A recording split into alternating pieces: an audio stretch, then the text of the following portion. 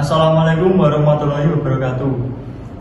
Saya Muhammad Gradi Syahan Nasi Syahid, NIM 2023-050-10-760. Di sini saya akan menjelaskan materi chapter 2, 3, 4, 5, dan 12 dari mata kuliah Mekanika Tanah. Berikut ini adalah penjelasan presentasinya. Sekarang saya akan menjelaskan materi chapter 2. Mengenal sifat fisik tanah, ukuran butir, dan perilakunya. Tujuan utama dari pembahasan ini adalah untuk memahami proses pembentukan tanah, mengidentifikasi faktor-faktor yang mempengaruhi sifat tanah, dan mempelajari distribusi ukuran butir tanah, serta pengaruhnya terhadap perilaku tanah. Selain itu, diskusi ini bertujuan untuk mengeksplorasi peran mineral tanah liat dalam memberikan sifat plastisitas dan kohesi pada tanah, serta untuk mengetahui bagaimana analisis mekanis tanah seperti analisis ayakan dan hidrometer dapat digunakan untuk menentukan distribusi ukuran butir tanah. Metode analisis tanah, pelapungan batuan. Proses pembentukan tanah dimulai dengan pelapungan batuan, pelapungan fisik dan kimia mengubah batuan menjadi tanah, analisis ayakan dan hidrometer. Analisis ayakan digunakan untuk menentukan distribusi ukuran butir tanah lebih besar dari 0,075 mm, sementara analisis hidrometer digunakan untuk tanah dengan ukuran butir lebih kecil. Hasil analisis distribusi ukuran butir. Ukuran butir D10 di mana 10% dari tanah lebih halus. Ukuran butir D30 di mana 30% dari tanah lebih halus. Ukuran butir D60 di mana 60% dari tanah lebih halus. Manfaat teoritis memahami perilaku tanah. 1. Model tanah yang lebih akurat. 2. Pemahaman yang lebih dalam. 3. Pengaruh ukuran butir.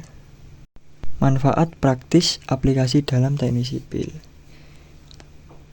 Perancangan pondasi. Pengetahuan tentang distribusi ukuran butir tanah memungkinkan perancang untuk membuat keputusan yang lebih tepat dalam perancangan pondasi.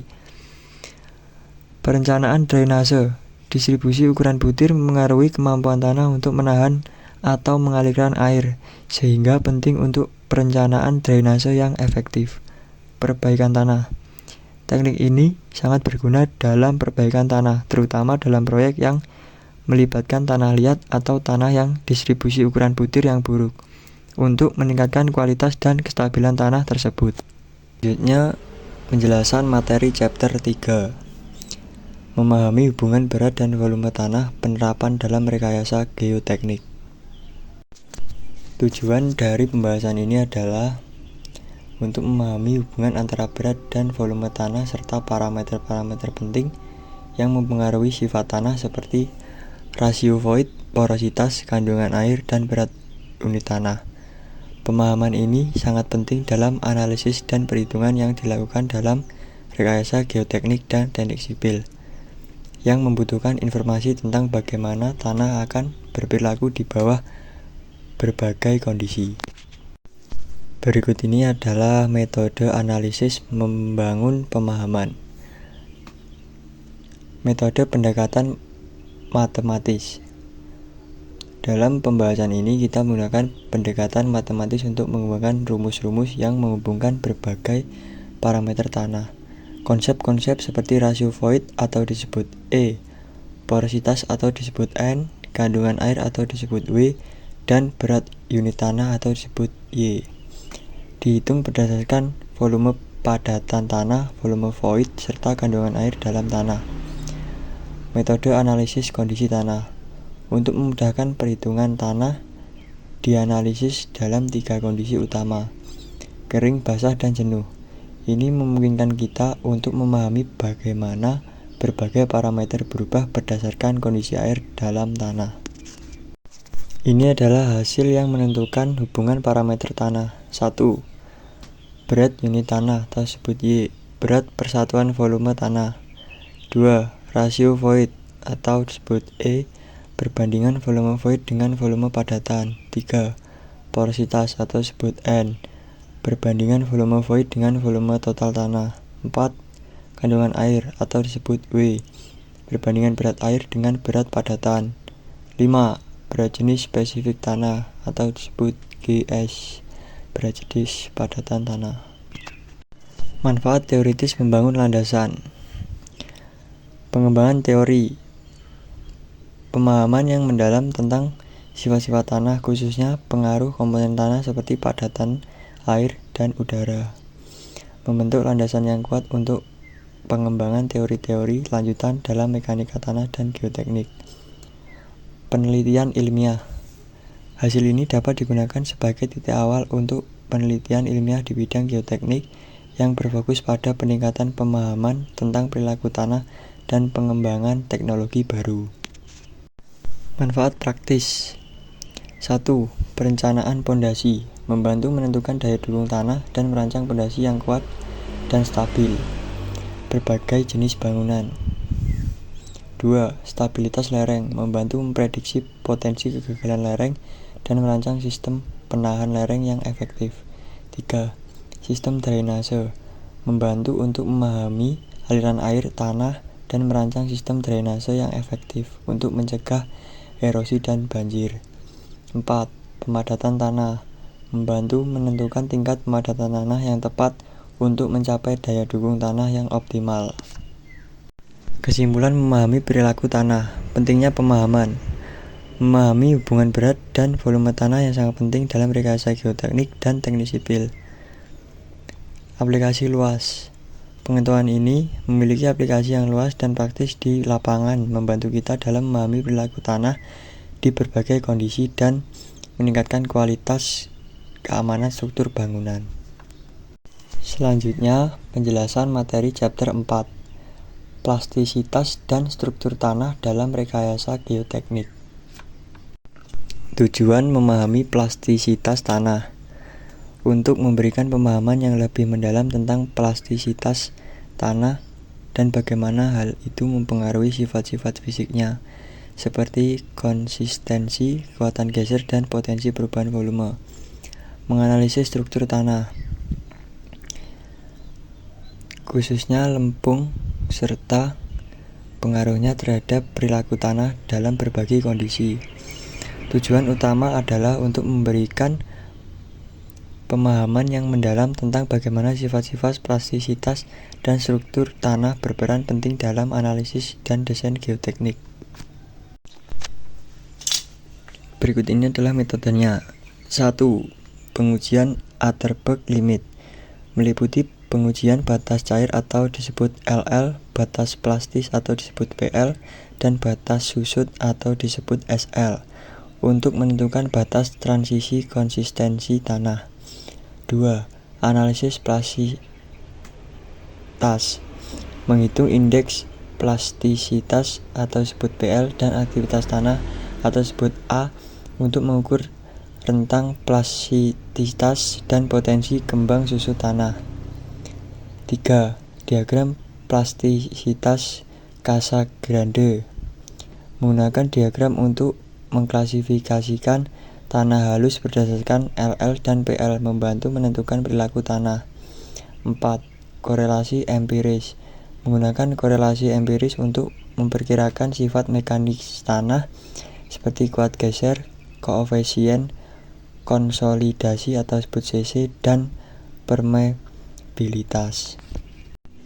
Hasil dari pembahasan ini adalah LL, nilai batas air, menunjukkan kadar air saat tanah berubah dari keadaan semi padat menjadi cair. PL, nilai batas plastis, menunjukkan kadar air saat tanah berubah dari keadaan padat ke keadaan plastis. SL, nilai batas susut, menunjukkan kadar air saat tanah mulai menyusut akibat penguapan.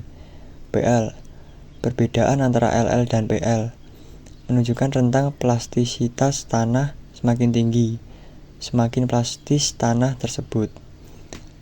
A. Aktivitas tanah, menunjukkan potensi kembang susut tanah semakin tinggi, semakin besar potensi kembang susutnya. Manfaat teoritis. 1. Pemahaman sifat mekanis. Parameter seperti LL, PL, PI, dan aktivitas tanah memberikan pemahaman yang lebih baik tentang sifat mekanis tanah halus. 2. Hubungan struktur mineralogi.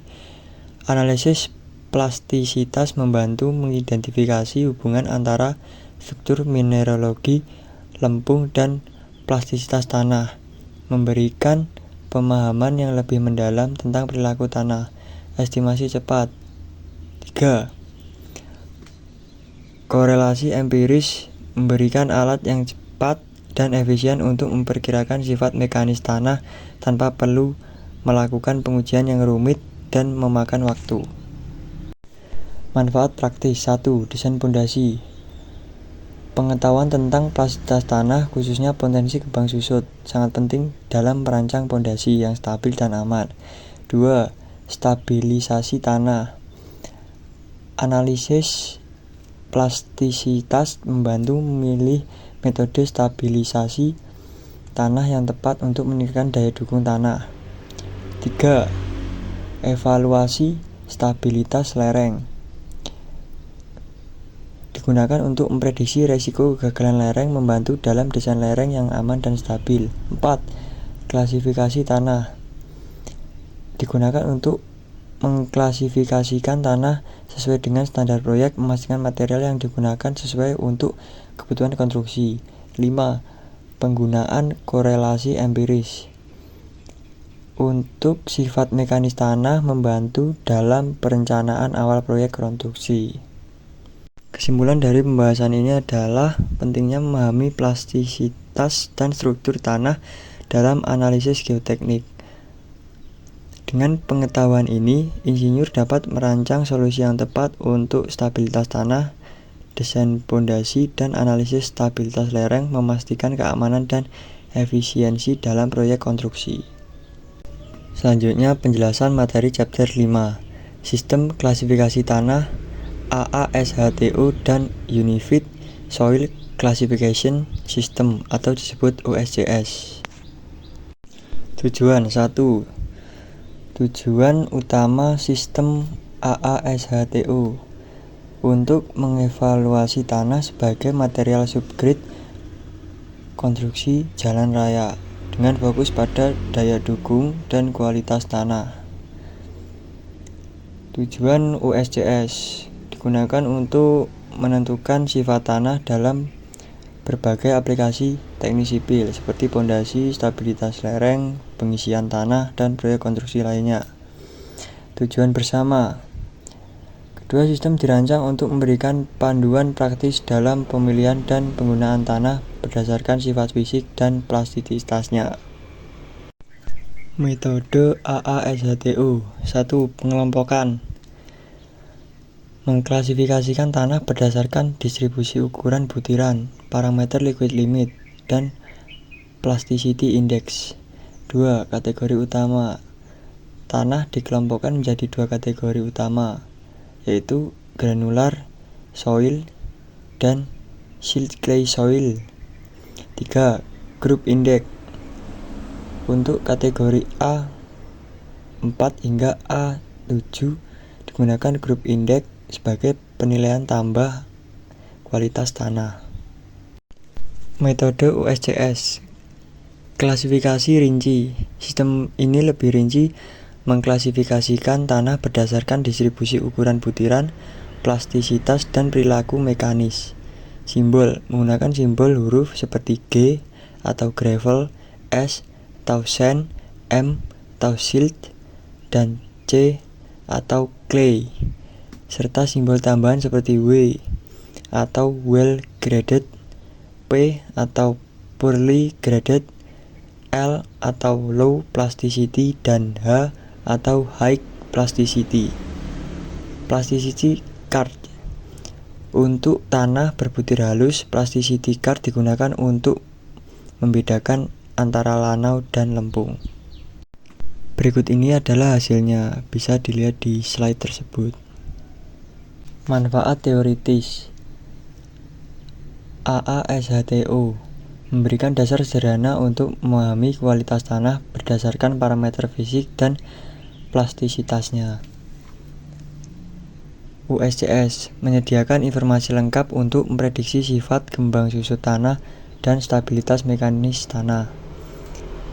Hubungan antara sifat tanah dan kemampuan mendukung beban lalu lintas, membantu mengidentifikasi kebutuhan rekayasa jalan.